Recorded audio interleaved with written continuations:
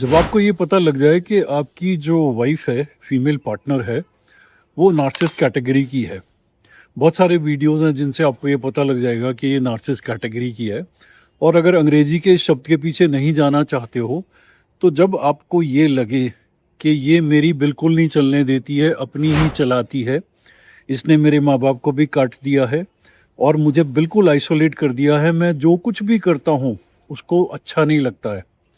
कुछ भी मैं करूँ, चाहे इसके भले के लिए करूँ, चाहे ना करूँ, और ये आत्ममुग्ध रहती है। बस इसको लगता है कि मेरे हिसाब से सब कुछ होना चाहिए, चाहे वो अच्छा हो या बुरा हो। अगर इस कैटेगरी में आपकी फीमेल पार्टनर आ चुकी है, तो आपके पास में 3 ऑप्शंस हैं। 3 ऑप्शन में सबसे पहला ऑप्शन ये है कि सिचुएशन को कैसे ठीक किया जाए, उसको वापस कैसे मेन स्ट्रीम में लाया जाए। सेकंड ऑप्शन ये है कि इससे सेपरेट हो जाए, राइट? और तीसरा ऑप्शन ये है कि अब जो स्थिति है बस ऐसे ही जी लेते हैं इसके साथ में। ओके, तो पहले जो 2 ऑप्शन है, मतलब जिसमें आप चाहते हो कि ये वापस आ जाए, या फिर आप चाहते हो कि अब इस सिचुएशन में मैं इसके साथ जैसे भी है जी लेता हूँ। ये 2 ऑप्शन आप तब अडॉप्ट करोगे जब आपके मन में उनके लिए दया होगी। आप अलग नहीं रह सकते। आपने एक सिस्टम शुरू किया था, आपने शादी की, बहुत अच्छे से आपने अपना महल बनाया, परिवार को आगे बढ़ाया, पैसे कमाए, घर-बार, ये बिज़नेस सब जो भी नौकरी एस्टेब्लिश किया, और आपको लगा कि फिर जब हम थोड़े एज के हो जाएँगे, तो हम आराम से अच्छी बातें किया करेंगे, ट्रैवल किया करेंगे, ज़िंदगी को बहुत अच्छे से एन्जॉय करेंगे। इसी तरीके से आपने पैसों को भी मैनेज किया। लेकिन अब अचानक से सब कुछ पलट गया। एकदम से पलट गया, मतलब आपको लगा कि यार लाइफ टॉपसी-टर्वी हो गई है, मुँह की खानी पड़ गई है, मेरे हिसाब से कुछ हो ही नहीं रहा है, बल्कि मुझे जीने के लाले पड़ गए हैं कि कहाँ मैं सर्वाइव करूँ, कैसे रहूँ, इसके साथ रहूँ या ना रहूँ।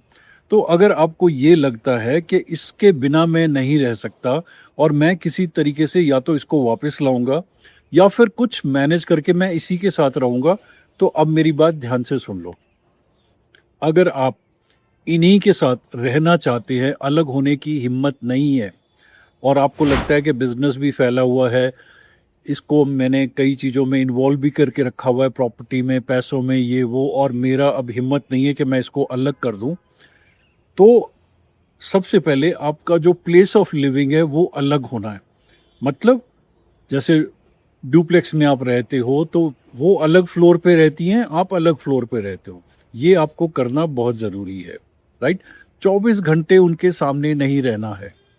हाँ, कुछ चीज़ों में वो कंट्रोल चाहेंगी कि नहीं, मैं खाना बनाऊँगी, मेरे हिसाब से घर चलेगा, वो उनको करने दो, ओके? लेकिन 24 घंटे अगर आप उनके सामने रहोगे, तो आपको मुश्किल आ जाएगी। तो आपका सोने की जगह और बाकी टाइम स्पेंड करने की जगह अलग होनी चाहिए। एक तो आप ये करोगे। सेकेंडली, जब भी वो आपसे बात करती हैं, किसी भी चीज़ को लेकर के उनको पैसे चाहिए या और कोई प्रॉब्लम आ गई है, तो आप 1-2 सेंटेंस सुनोगे और नेचुरली आप समझ जाओगे कि वो किस चीज़ की बात कर रही हैं, तो इमीडिएटली उस पे कोई रिएक्शन नहीं दोगे। आपको बात पसंद नहीं आ रही है, तो आप बोल सकते हो कि भाई मेरे को ये ठीक नहीं लग रहा है। इमीडिएटली आपको कोई डिसीजन नहीं लेना है, आपको सिर्फ बात को सुनना है। अगर बात कुछ गड़बड़ वाली है, तो आपको टरका देना है। एक सेंटेंस बोलना है कि मुझे ये पसंद नहीं जैसे आप बिहेव कर रहे हो, और बोलना मैं शाम को आके बात करूँगा या हम कल बात करेंगे। क्लियर? प्लेस ऑफ लिविंग अलग हो गया। कम्युनिकेशन कट डाउन कर देना है, टू द पॉइंट कम्युनिकेशन रखना है आपको। इमीडिएटली कोई रिएक्शन नहीं आपको देना है, और उसके बाद में फिर आपको एब्सेंस क्रिएट करनी है। मतलब आप 2 दिन के लिए, 3 दिन के लिए कहीं बाहर चले गए, ओके? इस तरीके से एब्सेंस क्रिएट करनी है, ताकि उनको धीरे-धीरे ये लगे कि अब मेरा इसके ऊपर कंट्रोल नहीं रहा है। बिकॉज़ जब तक आप उनके कहने के हिसाब से हरकत करते रहोगे, चाहे वो पॉज़िटिव हरकत हो, नेगेटिव हरकत हो, तो उनको लगेगा कि कंट्रोल उन्हीं के हाथ में है। आपको उनको ये फीलिंग देनी है कि अब मैं तुम्हारे हिसाब से नहीं चलने वाला, मैं अपनी ज़िंदगी अपने हिसाब से जीऊँगा। हाँ, हम पति-पत्नी हैं, बच्चे हैं, तो इनकी मैं देखभाल करूँगा, तुम्हारी भी देखभाल होगी, बस इससे ज़्यादा मैं कुछ नहीं करूँगा, ओके? और फिर आपको अपनी लाइफ़ पे फ़ोकस करना है। अपनी लाइफ़ पे मतलब अपने आप को फिज़िकली फिट रखो, दबा के पैसे कमाओ, और जो भी आपके मन में विशेज़ थे, आपको कहीं घूमने जाना था, आपको कोई फुटबॉल मैच देखना था, आपको जो आपके मन में था कि मैं इस टाइप के कंसर्ट में जाना चाहता हूँ, मैं ऐसे मस्ती करना चाहता हूँ, आप करिए, दबा के करिए। उनके शब्दों से मत डरिए। जब भी आप ऐसी कोई हरकत करेंगे, वो नेचुरली घर का एटमॉस्फेयर खराब करेंगी। करने दीजिए, बिल्कुल इम्यून हो जाइए। बिकॉज़ अगर आप उनके घर के एटमॉस्फेयर को खराब करने से डरते रहेंगे, तो उनका हौसला और बढ़ जाएगा और आपको मुश्किल हो जाएगी। ओके? तो इस तरीके से आप रहेंगे। हाँ, एक बहुत इम्पोर्टेंट बात है, आपके बच्चे जिस भी एज में हों, वो पूरी कोशिश करेंगी कि वो बच्चों को अपनी तरफ खींच लेंगी। उनके कान भर देंगी, आपके अगेंस्ट कर देंगी। तो आप अब जब भी अपने बच्चों से बात करोगे, तो अपनी वाइफ के अगेंस्ट कुछ नहीं बोलोगे। आप बच्चों की सिर्फ ये देखो कि मेरा बच्चा जो है किस चीज़ में इंटरेस्टेड है। उसमें कहीं न कहीं किसी चीज़ में काबिलियत आ गई होगी, गेम खेलने में, कोई किसी तरीके के स्टडीज़ में, किसी स्किल में, जहाँ आपको लगे कि इसमें इस बच्चे की थोड़ी काबिलियत है और इंटरेस्ट भी है, वहाँ उसको प्रोफ़ेशनल कोचिंग दिलाओ। क्योंकि जो ब्रोकन फैमिलीज़ होती हैं, उनके बच्चे इसी चीज़ को कैरी फॉरवर्ड करते हैं।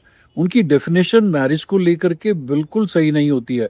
रिलेशनशिप को लेकर के बहुत अनकम्फ़र्टेबल होते हैं और आने वाले टाइम में जब उनका रिलेशनशिप शुरू होगा, तो बहुत समस्या आएँगी। तो बेस्ट तरीका यही है कि उनकी सेल्फ़ एस्टीम को अप करने के लिए उनको स्किल से भर दो।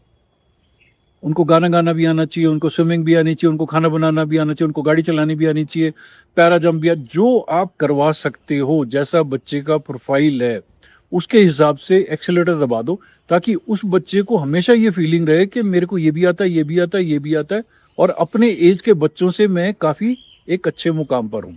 ये वाली फीलिंग दे दो और फिर बच्चे दिल से आपके साथ बॉन्डिंग करेंगे।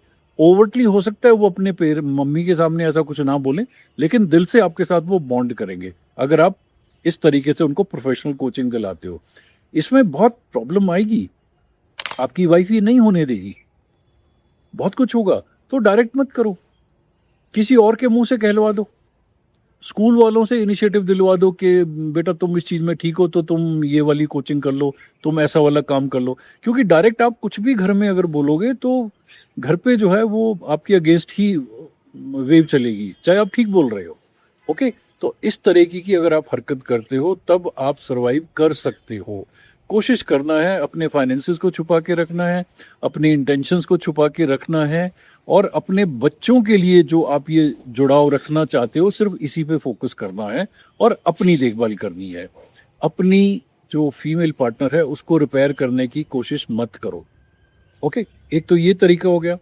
अब सेकंड तरीका है कि आपको लगता है कि नहीं भाई मुझे तो अलग होना है, मैं इसके साथ नहीं रह सकता, बहुत मुश्किल है, मेरी मेंटल हेल्थ बहुत ख़राब हो रही है। वकील से बात करो, राइट? और अपना कोई भी प्लान उनको मत बताओ।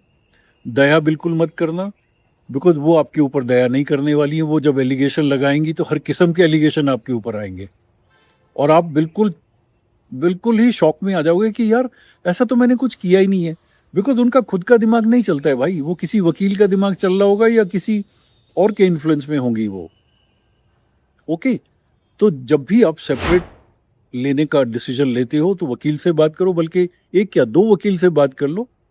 सेकंड ओपिनियन ले लो कि मैं किस तरीके से चलूँ, क्या-क्या मुझे प्रिकॉशंस लेने हैं, क्या मेरी डैमेज होने वाली है और कितना टाइम लगेगा एटसेट्रा। ये सब बातचीत करके फिर अपना डिसीजन लो और उनको सरप्राइज़ली एक दिन बोलो कि भैया this is what I am doing it. इस दौरान अगर आप अपनी फीमेल पार्टनर से बात करते हो, वो हो सकता है आपको ये ऑप्शन दे दें कि हम अलग हो जाते हैं।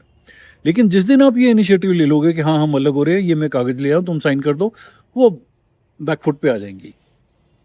वो अपना बिहेवियर ठीक कर लेंगी। बिकॉज़ एक फीमेल 2 ही तरीके से आपके साथ जुड़ के रहती है। या तो वो आपको प्यार करती हो, जो इस केस में अब पॉसिबल नहीं है, या फिर वो आप उसको सेपरेशन एंग्ज़ायटी दे दो। तो जैसे ही सेपरेशन एंग्ज़ायटी दे दोगे, वो 10 दिन 15 दिन के लिए माहौल ठीक कर लेंगी।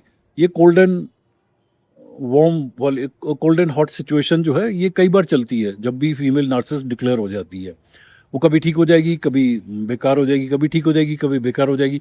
जब वो ठीक हो जाएगी तो आपको लगेगा कि नहीं यार अब तो सब कुछ ठीक हो गया, तो हो सकता है आप अपनी पुरानी हरकतों पे आ जाओ, ज़रूरत से ज़्यादा उससे बात करना शुरू कर दो, सब कुछ अपने गार्ड डाउन कर लो, थोड़े दिन के बाद में आपको फिर लगेगा कि यार ये तो वैसी की वैसी हो गई है।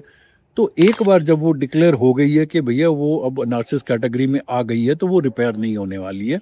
ये बात आप मान के चलो।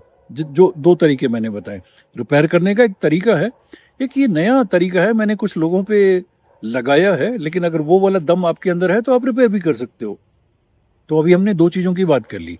पहली हमने बात करी कि अगर आपको उनसे अलग नहीं होना है, उन्हीं के साथ रहना है, तो आपको अपनी देखभाल कैसे करनी है और बच्चों की देखभाल कैसे करनी है। ठीक है, डन।